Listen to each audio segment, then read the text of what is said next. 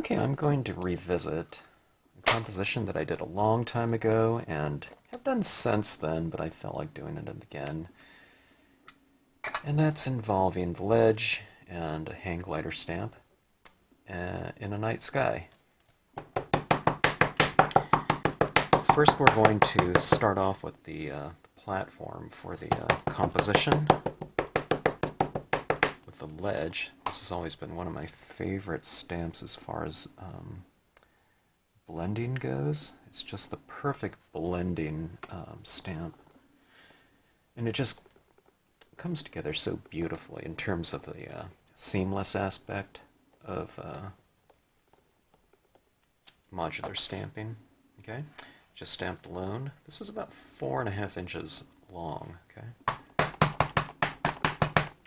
All right, now we just merge the two together. I'll be overlapping about like that. I'm changing the angle slightly like this to give this ledge kind of more of a rounded slope.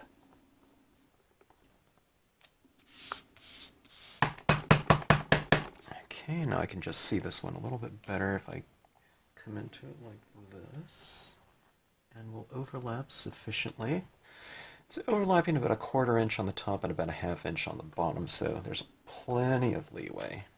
You don't have to get things perfect, okay? All right, and then you not only do you blend left to right, but really well designed scenic stamp should be able to blend top and bottom as well. And you shouldn't be able to look at it and say, oh my god, there's the same stamp used over, used over and over again. But to the, either the trained eye or untrained eye, they should be able to just look at it and think, wow, that looks like one big stamp. Okay, and I even missed it right there, so I just went over it again. All right, easy enough. This is a half-page scene, by the way. I'm doing it on glossy cardstock. I have a lot of tones that I want to blend into this.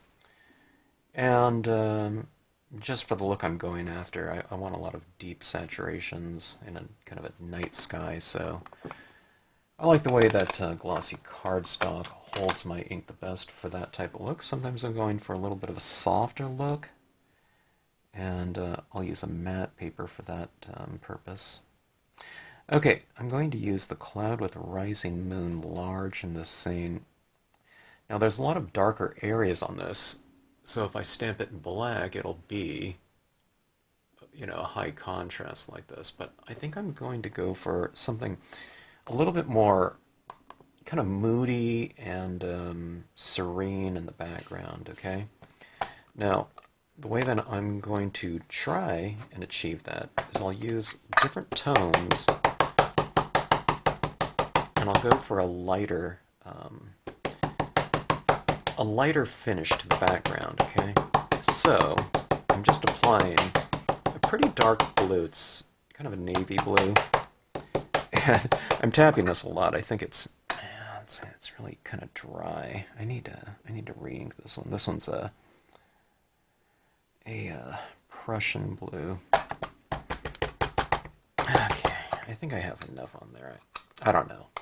But what I'll do is I'm going to give it some variation. This is what we used to do with stamping all the time. We would blend tones right on our stamps like this, okay, to give it kind of multi-value, multi-tone, multi-colored imagery, okay? Let's see how this is going. All right, both of these pens are pretty dry. Let me see if I can find a juicier one. I should have stored that one kind of tipped down just because how dry it is. Okay, this one's a little bit moister. Let's see how this goes.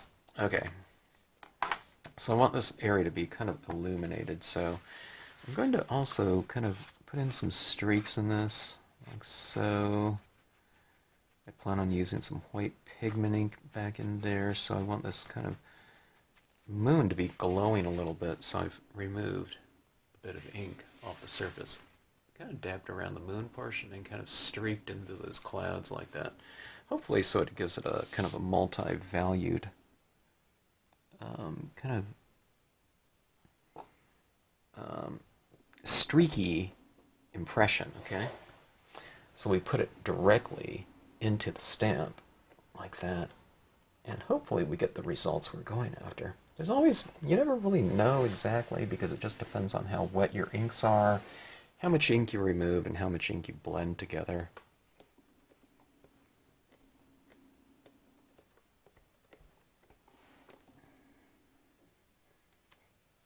All right, and there we go. So it'll be something like that. Looks fairly illuminated. In the impression, it'll look much more illuminated when we take the area around it. We make it darker. Okay, so let's take that same blue again. I don't really want to re-ink it at this time because I want this ink to match that. So what I'll do is I'll just use the same ink pad, the Prussian blue. I'm going to blot off around this cloud. Okay, I'm blotting off a good amount, okay? Just because it is such a dark color to begin with, and I'm blending it into a muted, lighter version of that ink because I've blended in a lot of other colors into this one and then matted, blotted some of it off, so pretty good, okay? I'm talking about an inch in here or so with a dry paper towel, okay? Now the lighting will be coming from below here, so let's see. I was going to put some clouds up here, but I think I want to have a little bit of an open sky up there. I'm trying to remember the composition that I did before that I'm basing this on. Let's do a little bit of masking here. Okay, I've just ripped my paper towel like this. I kind of want to. Paper towels have kind of a grain to it, so well, this doesn't. I don't know. That doesn't look like it's much of a grain. It kind of ripped on that 2-ply. Sometimes it rips easier some ways than other ways. Okay, that'll be good enough.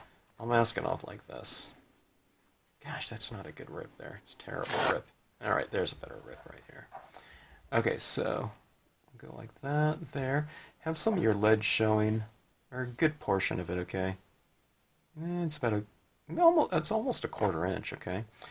And then what we'll do is I'll stamp the cloud in here like so. Okay. See how that kind of fits in there? If it overlaps some of the ledge, that's fine. But we'll do that kind of underneath this moon. Maybe I'll go for another impression up here, I'm not sure. Okay, let's see. Ink up, blot off, and stamp out. Okay, mask, then stamp. Like I said, if you get some in the ledge, all the better, it'll help blend in the ledge.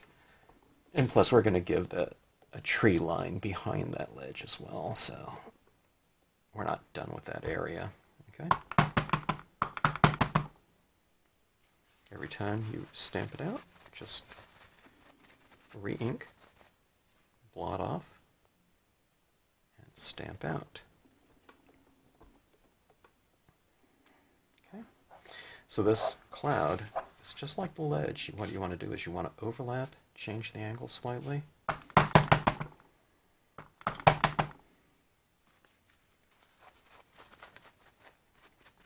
On the ledge, we didn't really need to blot anything out. Okay, let's go like that. Let's put another one right up here. Like that, like so. Alright, can you get the idea? And then up here we'll have kind of more open sky. Okay. I might want a little bit of texture though, just to kind of merge in with that texture of the cloud formations here. Like this is spooky sky right here. Let's try some of that. Let's get a little bit of texture up there. It might disappear with some of the different effects that I'll end up doing, but okay, I'll just take this and I'll get some extra formations up here. It's just kind of extra texturing though. Okay. Overlap into the moon. Okay. Just kind of overlap previous impressions. Maybe about like so, just to kind of give it a head start in terms of your blending process.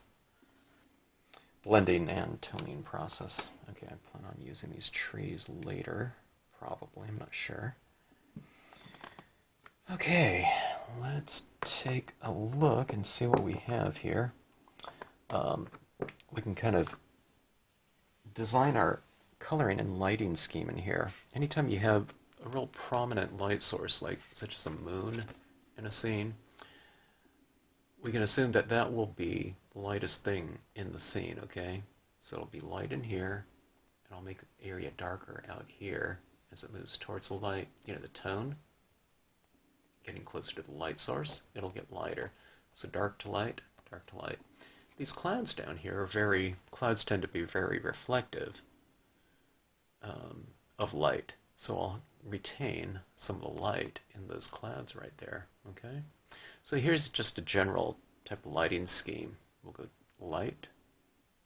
dark, light, okay? Clouds will be a little bit light, and then dark over here, but let's make the ledge dark up here and lighter down here. So it'll go dark, light, light. That's what we call, or one word for it is, or one description for that is checkerboarding. It's when you oscillate the use of your whatever. Could be values in this case, darks and lights. Could be colors, could be temperatures, etc. When you oscillate things a little bit like that, the end result, you can achieve a richer result than having things kind of monotone, mono-value, mono-texture, okay? Just kind of mixing things up a little bit, okay? All right, I'm going to start this off with some gray, okay? It's just London fog gray. You can use a light blue in this case, whatever you want, okay? And we'll just get things established here. I have a little bit of blue in here because I didn't clean this stylus tool off perfectly. So there's a lot of blue in it still, I see. But that's no matter. Okay. I've been using a lot of paper towels doing the same type of thing, and you can do that. You just wad up your paper towel like so. Okay. Get about, now, if you're in the US, it's about a quarter-sized, nickel-sized wad, okay, on there like that. And you just kind of wipe it in like that. It's almost like finger painting, okay? Now don't see the sky as one uniform area, okay? Kind of see it a little bit varied, okay? So that moon will be nice and light. Same with the clouds here. Make some of the clouds a little bit darker, okay? Like this.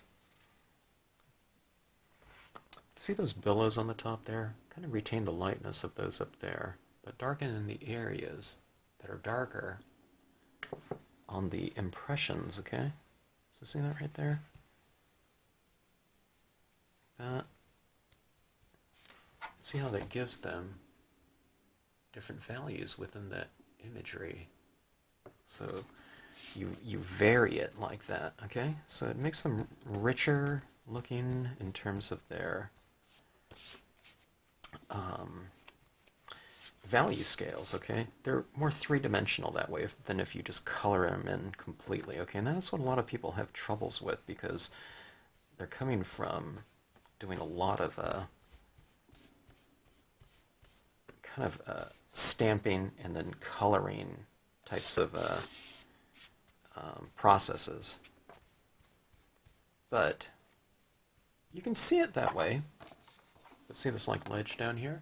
Just leave some of it light. Okay, you can color in a lot of it, but just leave some of it light. Color in some of your clouds, but just leave, you know, in this case maybe half of it light. Here's this whole sky up there, but leave a little streak of light here and there. Leave your light sources light. So it means you just got to train yourself to kind of put on the brakes a little bit. okay? Takes a little bit of reprogramming, a little bit, but if you see the light, like in Stampscapes designs, I create these tonally so we can see the lights and darks within the images and the impressions. So what I've done for you is I've given you the cues of what you can tone in, okay? So tone in kind of the darker areas and leave lighter areas light, okay?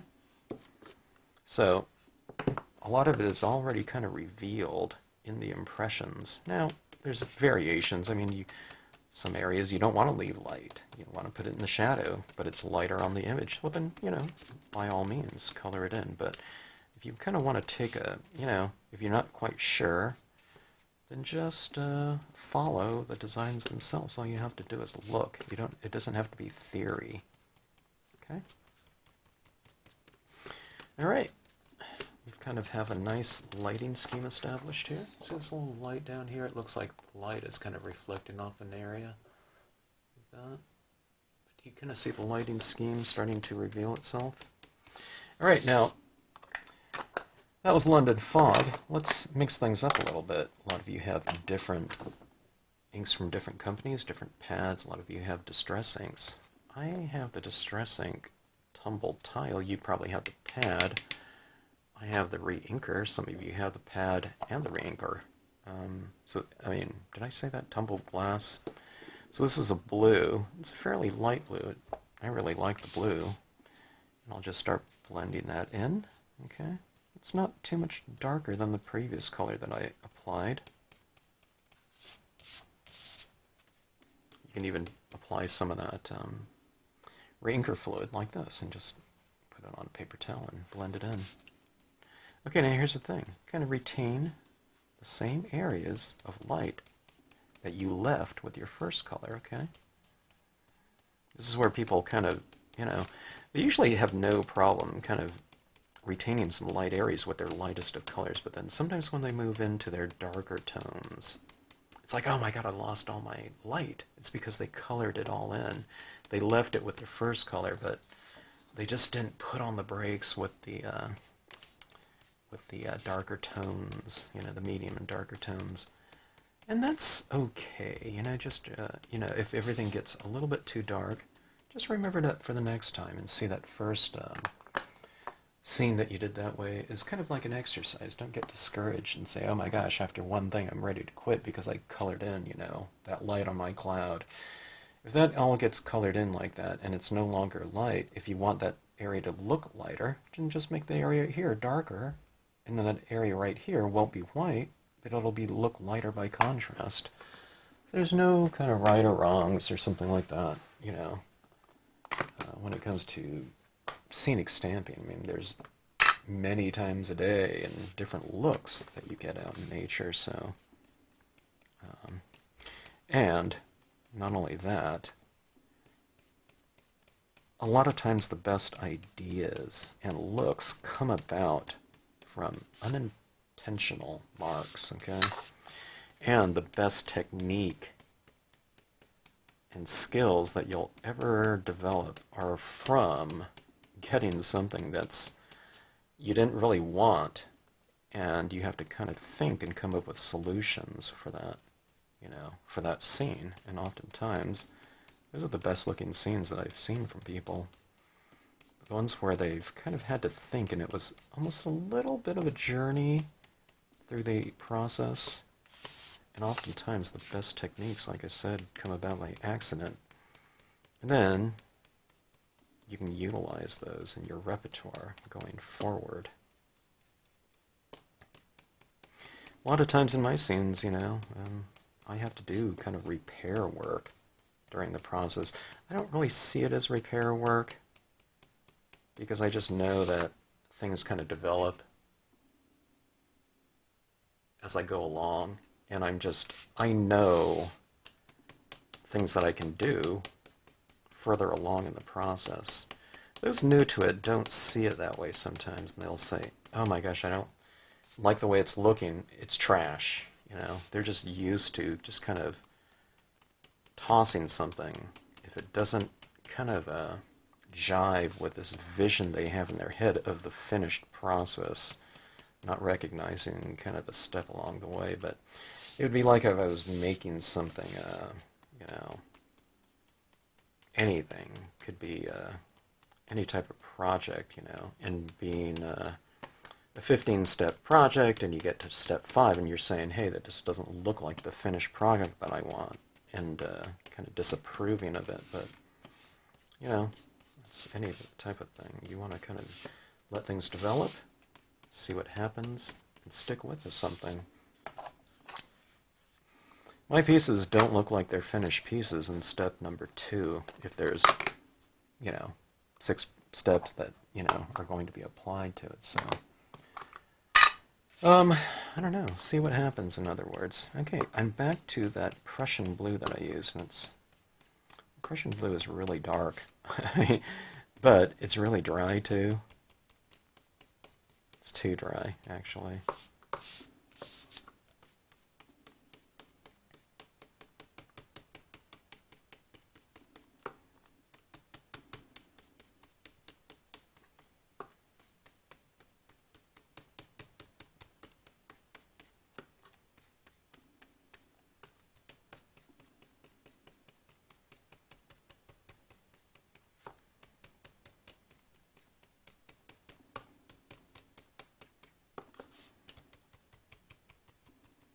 See, what I'm doing here is I'm trying to make this ledge right here quite darker.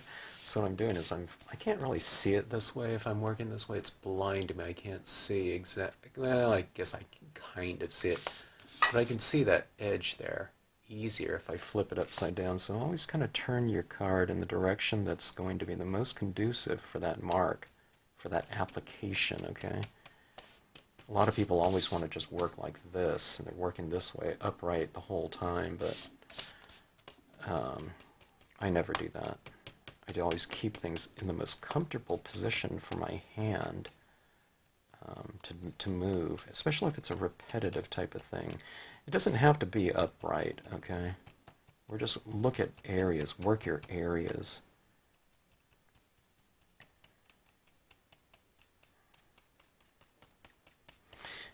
Okay. All right. That's looking a little bit anemic still. Let's try some of this one right here. This is a Distress ink, broken china. So, tumbled glass, broken china. Of course, it's the re-inker for it. Okay.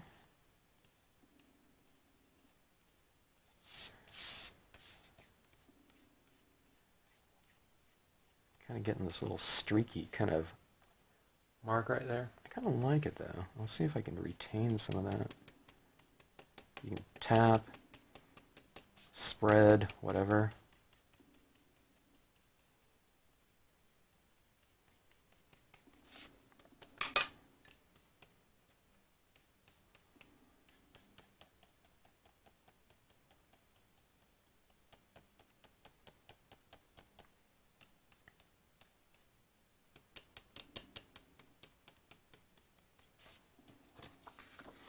It's kind of coming about.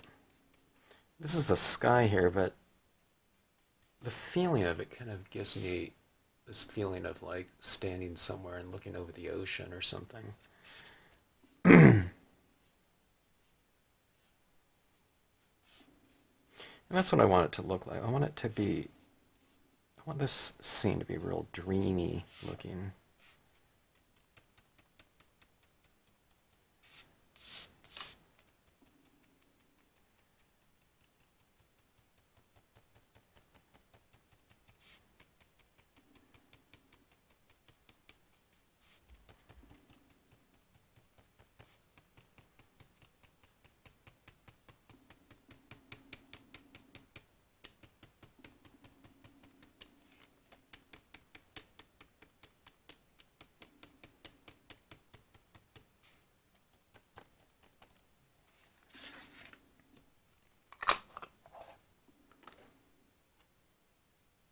Mermaid Lagoon.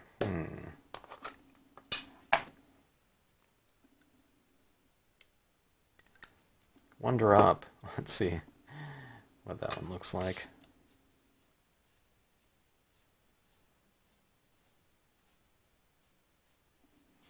Looks like a number 10 blue to me. It doesn't look too different.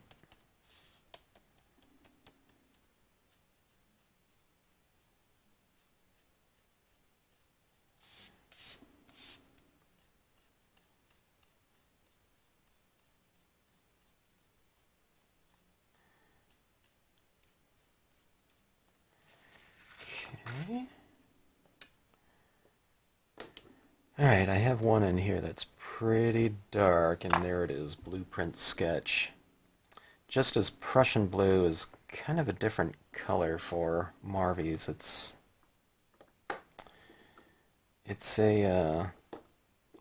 just different, something different to the chemistry of it. I tell you, that being said, before I get to it, I'm going to use a little bit of the Caribbean blue here. It's kind of a warm blue from Marvy. It's the 104, and it's one of my favorite blues. It's mixed with the other ones now in my tip here, but we'll see if we can kind of get some of that warmth. It kind of creates a little bit of a glow when you have a little bit of greenish tinge. It's an analogous color, you know how blues and greens are next to each other on the color wheel. So when you do those types of blends like that, it creates a colored glow. I don't know if you can see it in this one right here, but yeah. So that little green right there, that's the Caribbean right there. So it's giving that nice glow. So analogous colors, okay, so that Caribbean blue is pretty good. It's, yeah, I mean, I'd call it a cool color still, but it's, for a cool color, it's a little bit more of the warmer cool tones, just because it has some of that green in it, so by nature it's going to have a little bit of yellow in it. Okay. Alright, let's try this Blueprint Sketch. It's pretty hardcore. Let's see how it goes, because it'll be mixed with all the other colors in this same tip right here, so. Let's see how it goes here.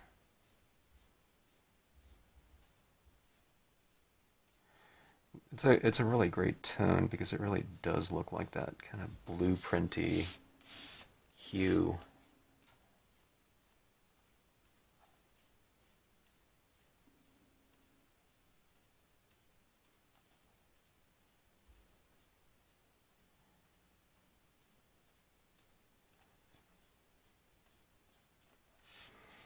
Okay, let me add some of this to this rock as well.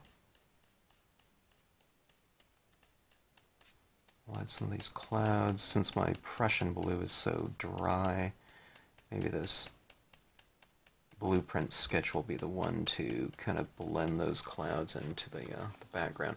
I usually like to use the same hue that I stamped out my images in as my kind of blending, really important blending hue, okay, and value. But the Blueprint Sketch is, it's fairly similar to that Prussian blue, so I'll utilize this one. There's certain things I like for this Blueprint Sketch and certain things I don't. I like the color in terms of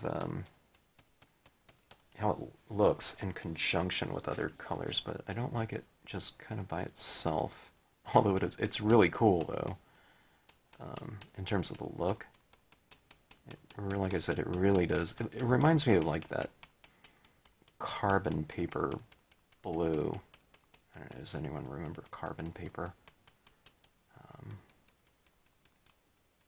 It kind of looks like that to me. It's kind of a purplish kind of blue. It's more blue than violet, but there's just like a hint of that violet in there. Alright, so here's what I'm doing here. I'm kind of adding a little bit of tone to some of these rocks here in the shadows, because this is getting pretty dark. I make some of my rocks seem a little bit more three-dimensional by adding a little bit. I'm kind of doing this on its side like that to put in some kind of more shadows into these grooves. See where it's darker on my image? So I'm taking this. I'm not going to do it on this because this is, a hand-indexed piece of wood. I probably did that one in 1993 or 4 or something like that. So I'll just do it on this. So I'll show you what I'm talking about.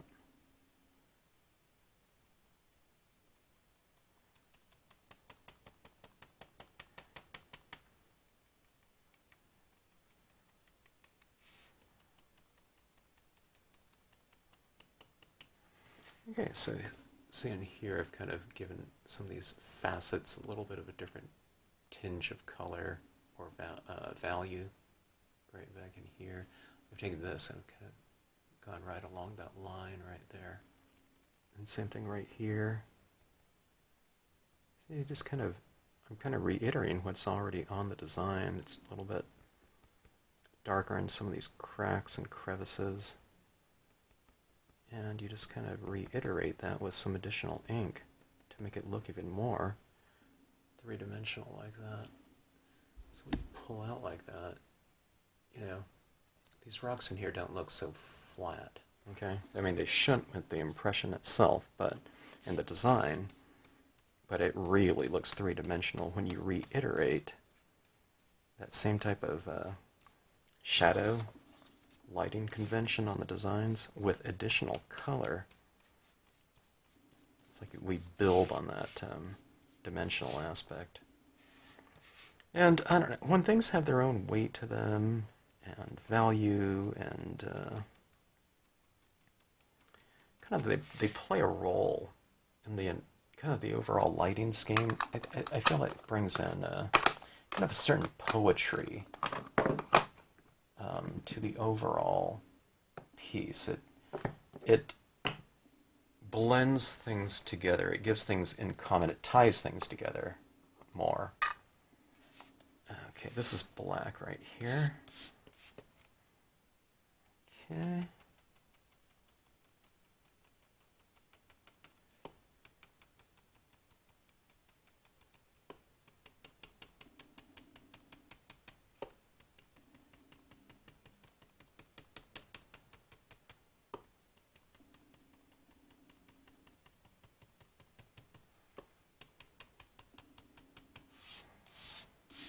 You feel this kind of ledge getting a little bit more visual weight.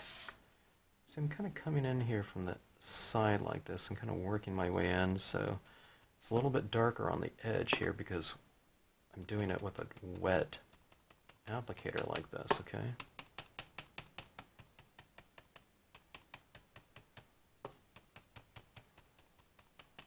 So I'm kind of tapering it darker out here because I'm putting more ink right over here, and then as I move in here, it's getting a little bit drier on here. So I'm kind of just dry tapping some of this ink into the scene. Alright, let's do the same thing for up here. Let's bring in some of this tone, like so.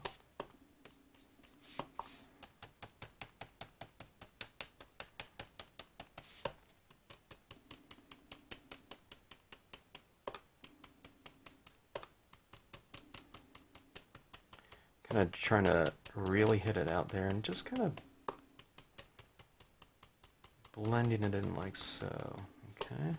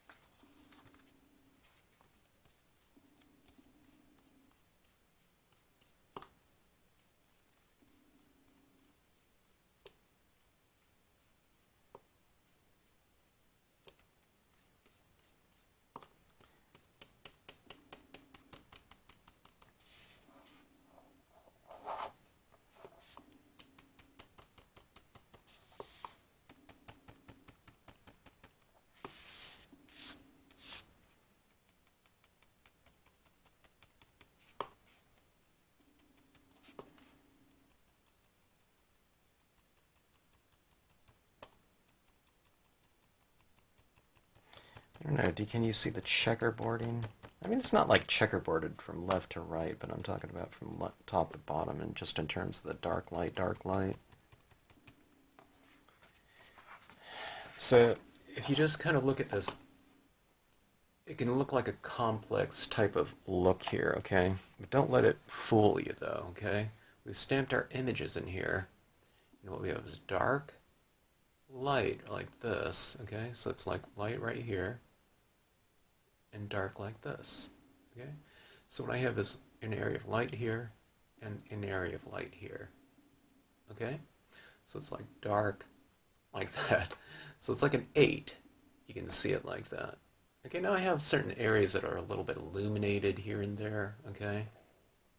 This one here kind of creates a little bit of a, I've kind of taken this area right in here and I put a little darkness right here, but for the most part it's light up here and it's light down here.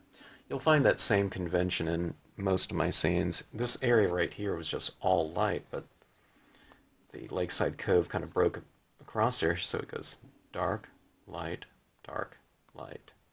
Okay? I mean, that's it.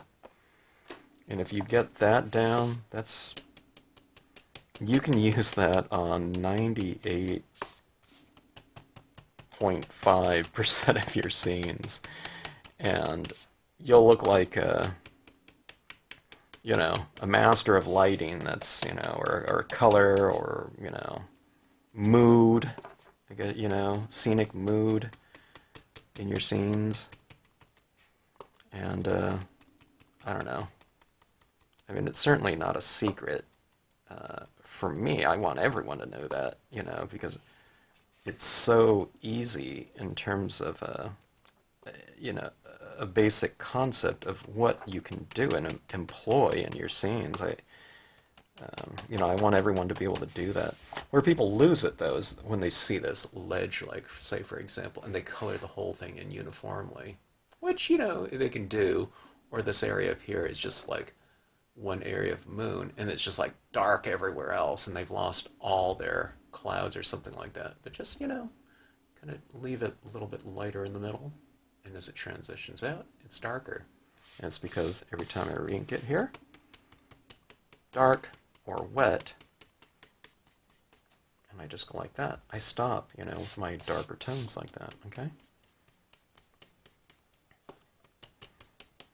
Okay. I am going to make things a little bit darker, though, up top here, because I think I might add in some stars, although you wouldn't really be able to see stars so much on such a moonlit night.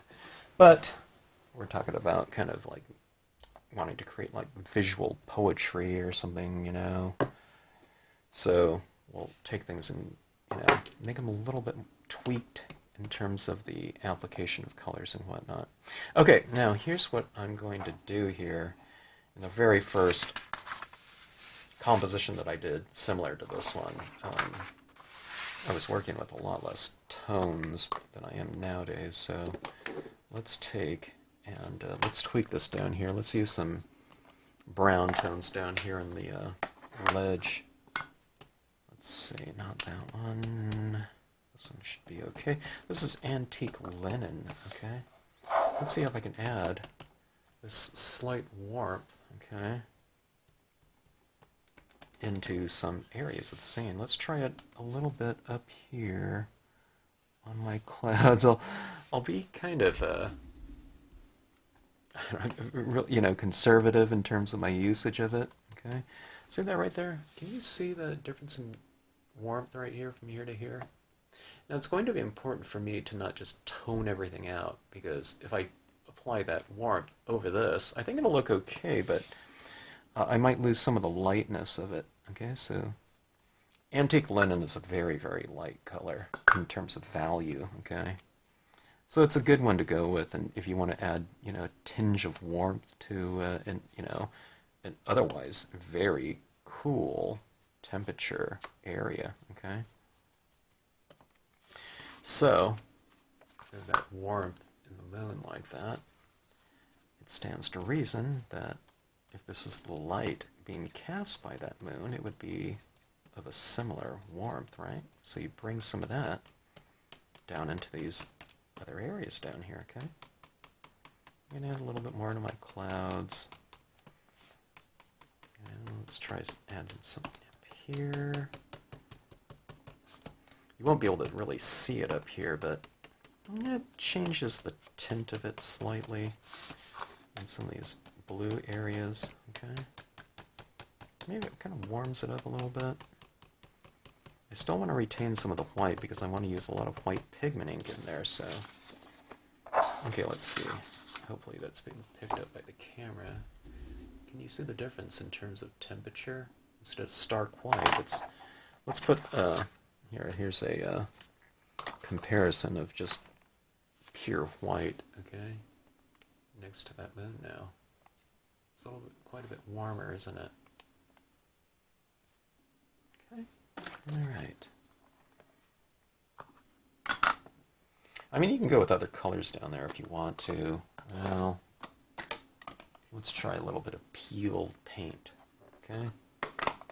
I'm not, at this point in time, I'm not going to say, oh, can you make this a sunset or something like that, you know, or sunset colors or something, you know. You can't do that, but, you know, this is a peeled paint. It's a little bit of a earthy green. You can add some of it down here and change a little bit of it, tweak it, okay, like so. See that right down there, and that glowing touch.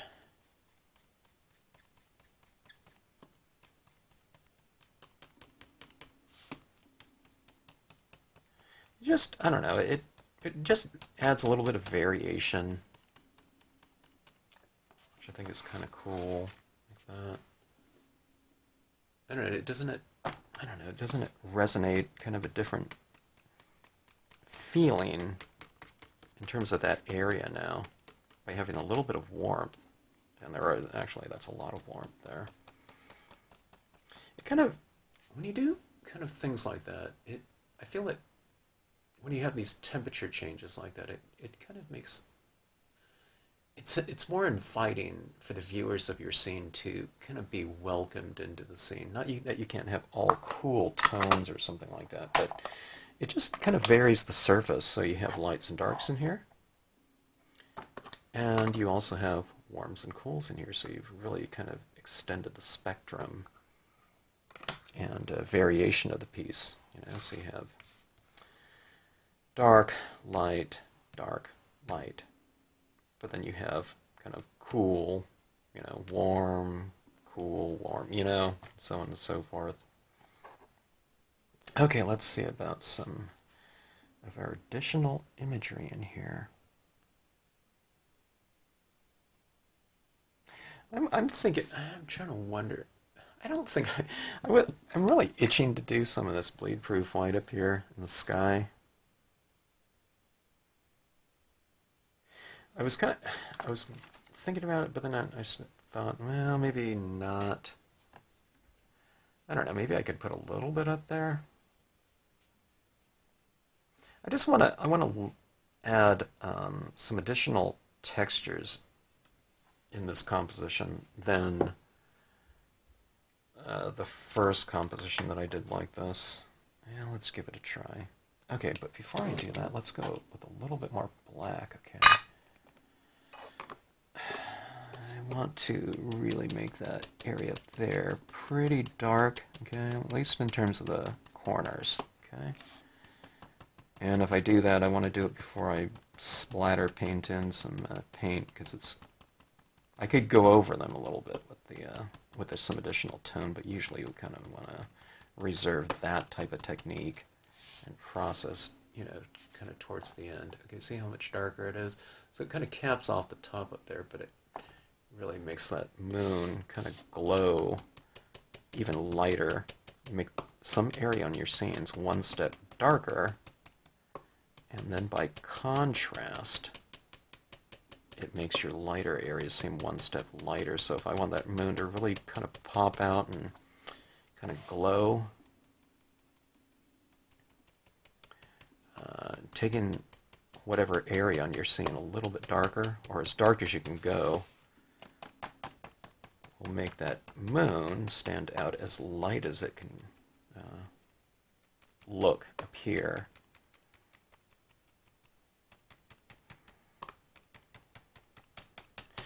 Okay, that looks about right. Okay, kind of, it's kind of creating that mood, I think, that we're going after. All right, let's see here.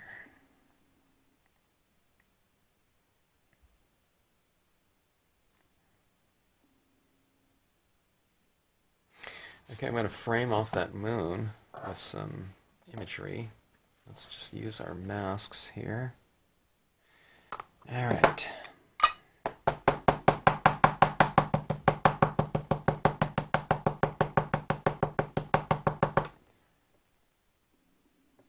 Re-ink, just in case, okay?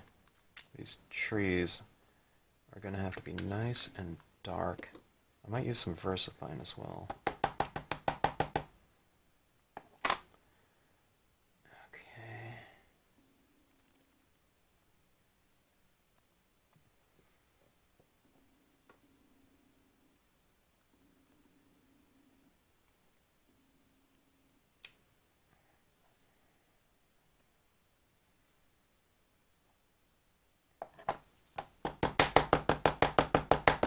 I should do the splatter painting before I put these in. I almost forgot.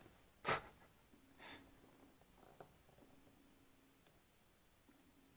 should do a series called the Scatterbrained Stamper.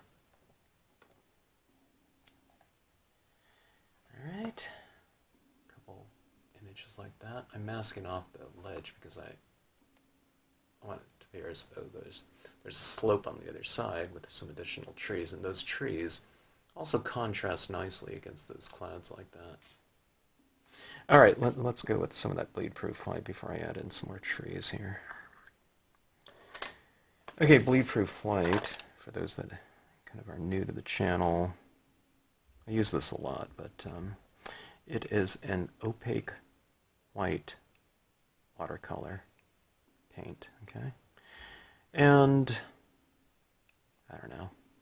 It works really great for the splatter painting technique. Calligraphers use it a lot, so if you go into like a chain art store or craft store, you might be able to find it over by the calligraphy nibs. It's usually not in the paint section, it's usually over in the calligraphy section if your store has a calligraphy section.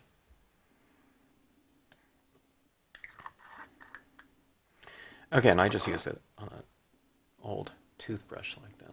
Okay. I'm finding this works pretty good if I hold this, and I think it's easier for you to see too on the video. Okay, so this is probably, I don't know, 2 inches away, 3 inches away. See that right there?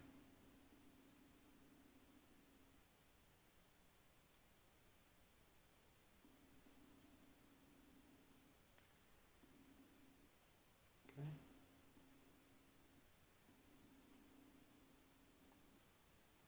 I mean, I don't have a great command over where this is going. Sometimes it goes in areas that I don't intend it to be, but by and large, you can kind of direct it, pretty decently. All right, so just like that. I mean, you can certainly draw those in one by one, and it won't take too long, okay? But this just gives you a little bit more of a variation and a variation of size of dot. And there's a certain randomness to it that I feel is very pleasant to the eye. And just from a textural standpoint, doesn't that look kind of nice in there?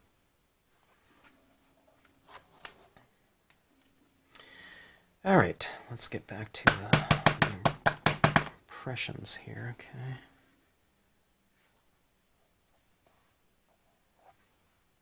I have to make sure I'm using the 2-ply portion of this, okay?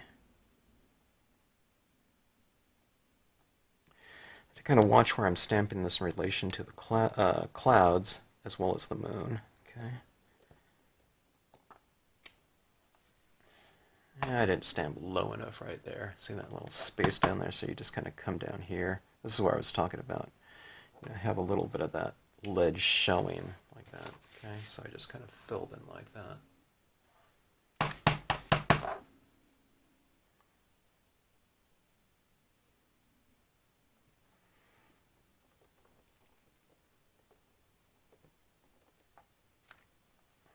Okay.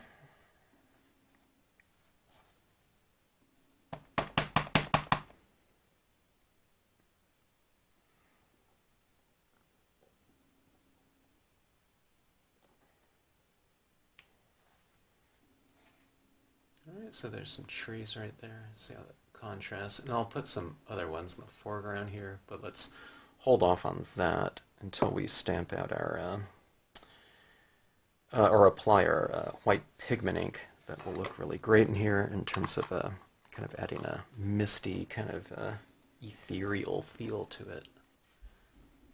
Alright, and I also need to get my hang glider stamp that's going to look... That'll be kind of our star of the scene.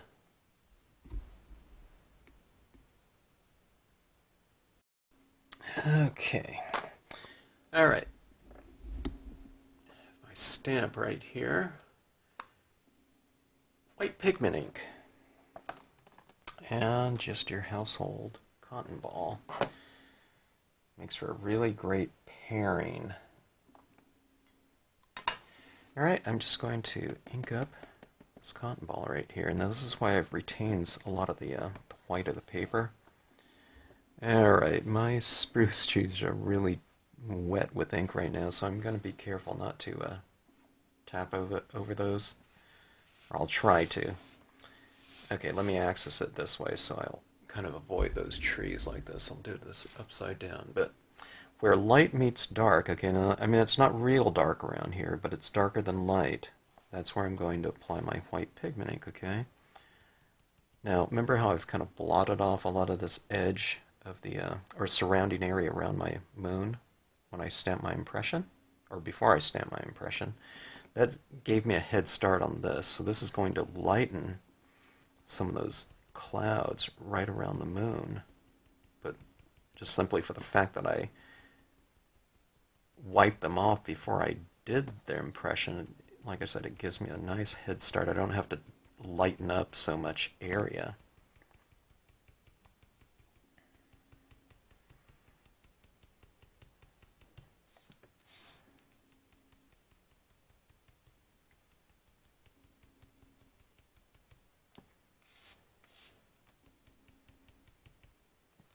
I'm going to put in some of my clouds right over here. Hopefully you can tell it's kind of making it a little bit mistier looking. You know, kind of foggier.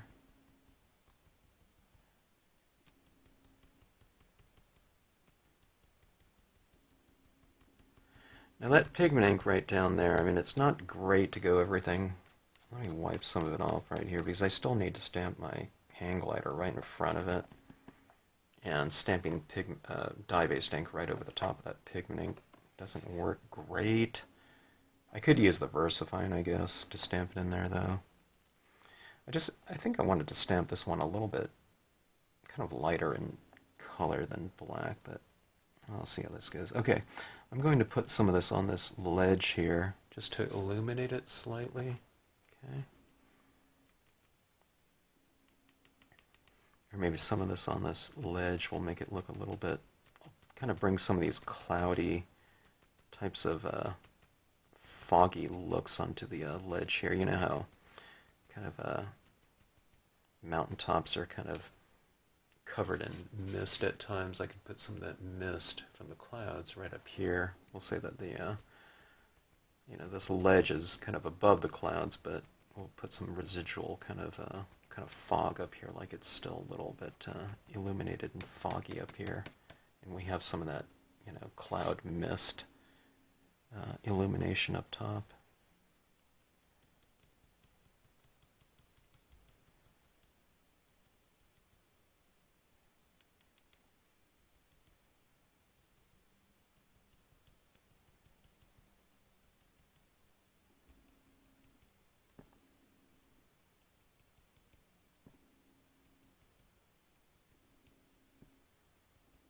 I'm making some of my clouds a little bit softer. I really want to go into those a little bit more, and even on these trees to capture some of that, but they're just not dry enough. I might have to finish this later. I might have to pause the video. I don't like pausing though. I just want to keep working on those things, you know, when you get these ideas and you just kind of want to kind of develop them. Alright, do you see that cloud right there? How kind of illuminated and foggy and soft it looks like that. Same thing we can do a little bit more up here.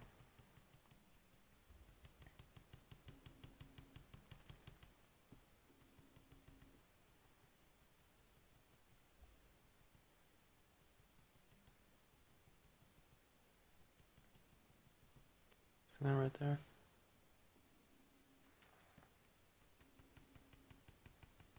I think there's a nice visual type of harmony and kind of poetry when you add that kind of misty type of feel to a given area. It's in stamping, I always say this when I do this, but there's very few times in stamping where you can have something kind of a soft element, because we're always going for sharp, in focus, real crisp impressions, right?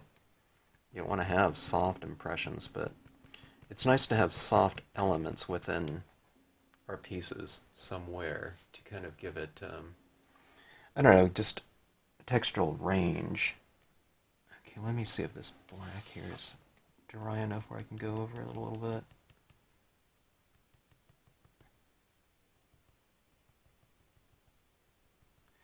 Alright, do you see on that tree right there where I've kind of lightened up some of it? I didn't do too great of a job because it's still a little bit wet and I'm a little bit worried if I go over it too much. Let me try a little bit over here.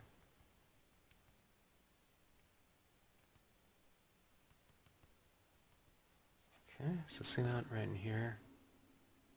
It's not all just solid black, it's kind of reflecting some of the light being cast by the moon. Think about like so. Okay, let's see.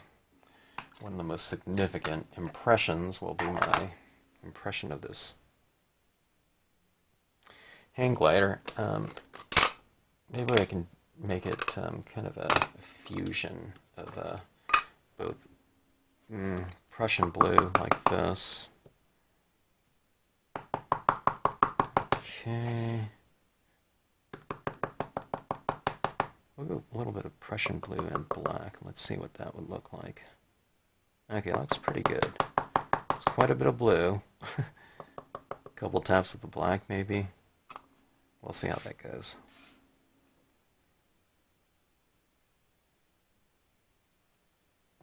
Okay, light even pressure.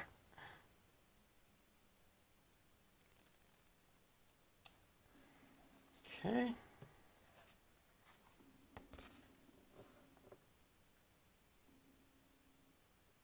It kind of changes the spirit of the piece, doesn't it?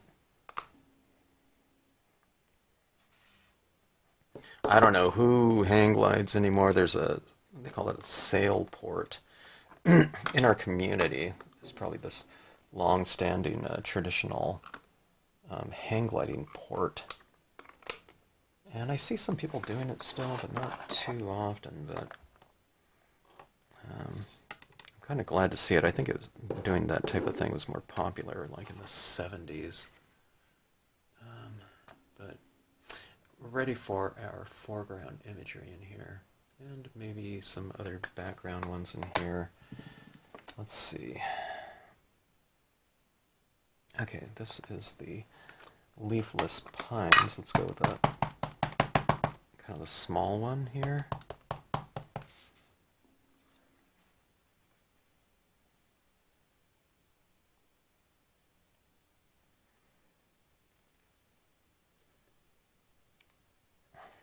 Okay. I can even have this growing on the ledge like this. I can mask out some of these rocks on the ledge and put it right on the ledge instead of on the other side of it. You can mask off wherever you want. Okay. So see that right there? Oops. That. This one right here. Okay. So let's try to build a little bit more depth into the scene. Let's go with the VersaFine. Black oil pigment ink. I had no idea that this was an oil-based pigment ink, even though it says right on the back of it. I had no idea. I always thought it was water-based.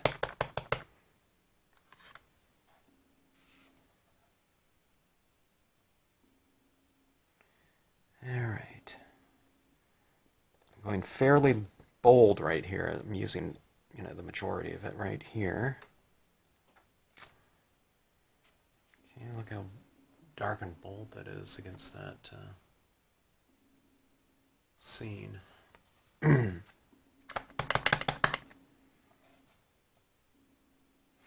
going to kind of be sandwiching that ledge in between these trees, the background trees.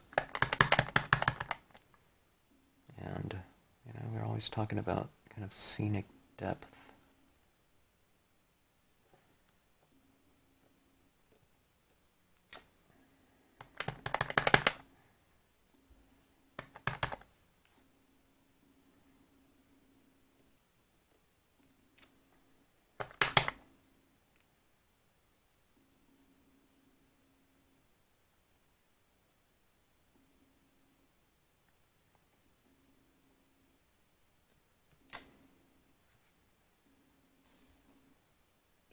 Okay.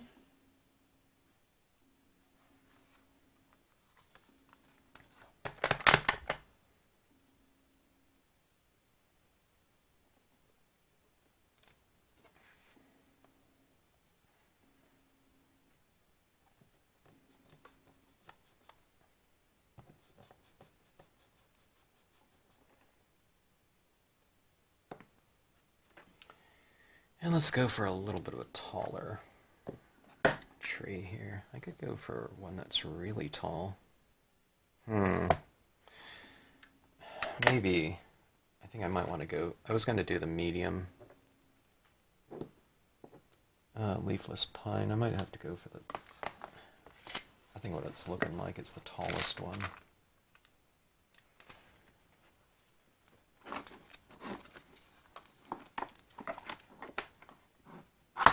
Okay, I don't think I have the tallest one out. Let me grab it.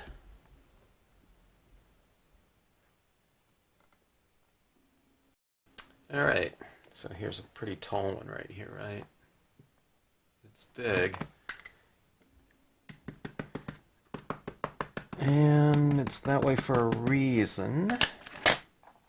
So we can kind of, go through many different zones. It's like going through foreground, midground, background. But of course it represents the foreground. Okay, I'm just going right in there.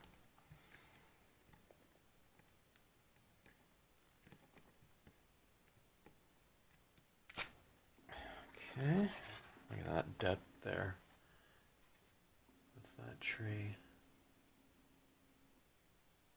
Now we have something really quite close to us, in addition to far. Okay. Go for another impression of it, maybe. How about right here? So it's kind of an interplay of shape, but you do them in both foreground and background like that. See that kind of a smaller version back there? So hopefully, in terms of visual harmony, when you have a repetition of form like that, it creates a visual harmony, just like any designer would use color, texture, patterns, etc. Repeatedly in different, a number of times in the same space. It creates a visual continuity and thus harmony. Visual harmony. It's very pleasing to the eye when you get that type of pattern and continuity, etc. All right.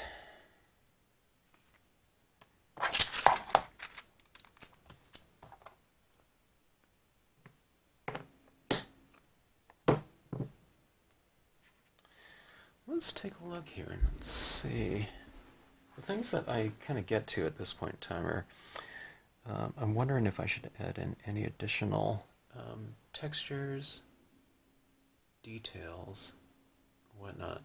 So for me, the thing that I'm looking at are things like highlights, okay?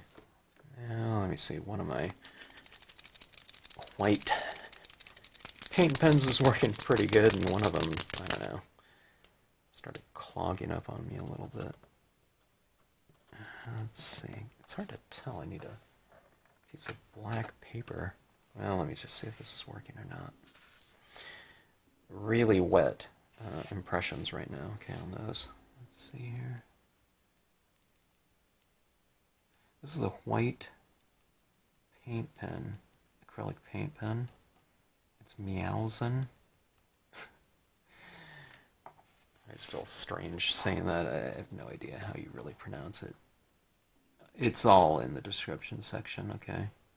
Alright, now this is kind of a very translucent pen, especially if I didn't really shake it up real well, but what I'm doing here is I'm kind of adding some highlights on the sides of the cloud facing the moon, okay? So I'm just kind of reiterating my lighting, and I have that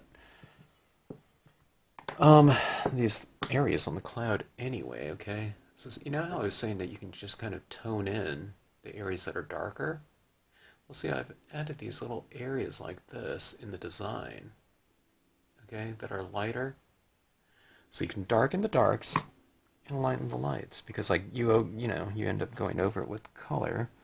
And this is just a way to kind of go back and reintroduce that lightness,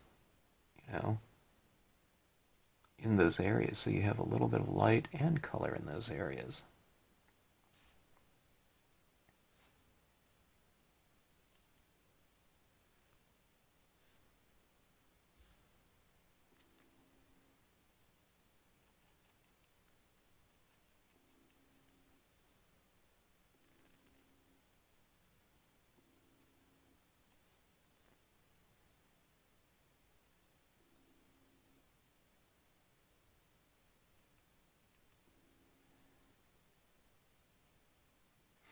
I don't add too much in the darker areas, because you're saying, basically if it's really dark, you're saying that, there's not going to be very many highlights in those areas, so I might just add a few little dots like this, okay? Okay, now this pen's starting to really flow. I've got it really flowing again, so it's a lot whiter than when I first started using it. These pens right here are really inexpensive. They're so inexpensive, you can't get them in, like, I think it's less than a 5-pack. Like a 5-pack of them are, I don't know, a few dollars. Or they'll come in like a pack of 10, but I was thinking, I don't need 10. That's too much, but you get like 10 of them or something like that. You get so many of them. Okay, so that's what I've done right there. See those little highlights right here and little dots? Okay. Right around in here. Here. I don't think I want to do them back over there. So it kind of looks like that. It's subtle, okay? I mean, we can make it much more pronounced, but you can keep it really nice and subtle too. Now on these rocks down here too, you put a few little highlights down on those.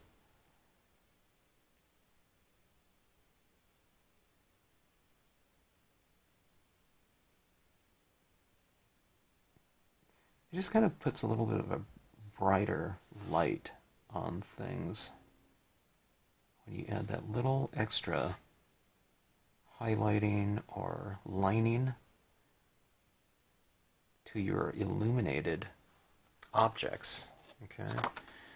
If you want to, you can put a few little highlights on the sides of some of these trees that are facing the light. So the trees to the right of the moon, kind of our left side illuminated a little bit.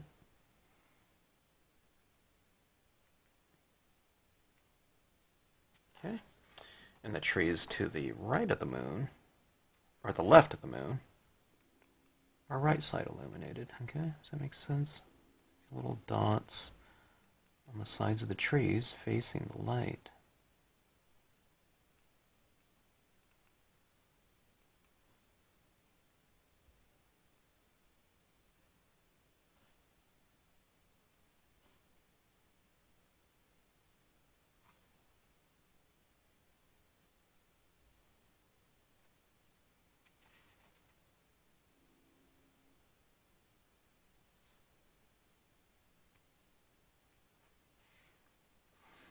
All right.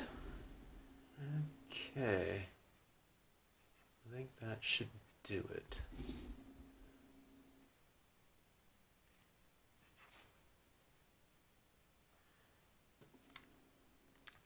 Going through in my mind if I want to add anything else, but I think that's about it. You can do other types of colors down there, with a gel pen if you want to put in some, lichen on those rocks or something like that, but I think that makes for a pretty complete statement, just like that. Let's see. Okay. Fine tuning. Let me take a little bit more pigment ink right here. And let's put that hang glider in a little bit of light, okay? Or fog, mist. Okay. It's just a straight impression of it right now, but I'm being real gingerly with this. I don't want to come into extreme. Let's see if we can add that little bit of kind of frosty illuminated haze to that hang glider, like that. Okay, I think that did it. Something like that. See, doesn't it seem like it's incorporated into the surrounding area a little bit more now? Instead of just a straight impression of it, you just dab a couple little dabs on top of it. I didn't dab out the whole thing. I think it looks pretty good like that. I don't know. Let's see. Maybe a little touch more on the back side of it or something.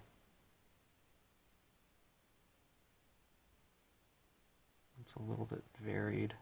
Well, maybe a Q-tip would be a better applicator for something really dinky like that. Okay.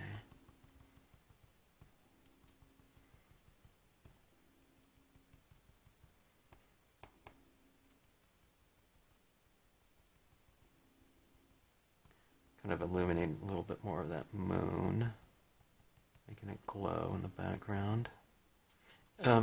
When you add this ink, it really dries a lot darker. So if you want to make it kind of lighter than you think looks ideal, that's fine. Because when it dries, it's not quite so opaque. It gets more and more translucent as it dries. So a little bit more like that. Okay, let's see. Yeah, doesn't that look a little bit better now? It has a different mood when you put that pigment ink over objects like that. Alright, so fun stuff. Don't do that at nighttime, though. It's too dangerous, hang gliding. But it looks pretty cool in terms of a visual, I think. Alright, so anyways, thanks again for tuning into the channel as always. I hope you enjoyed this scene. If you have any questions, drop me a note in the comment section. And let's see. I think that scene is done.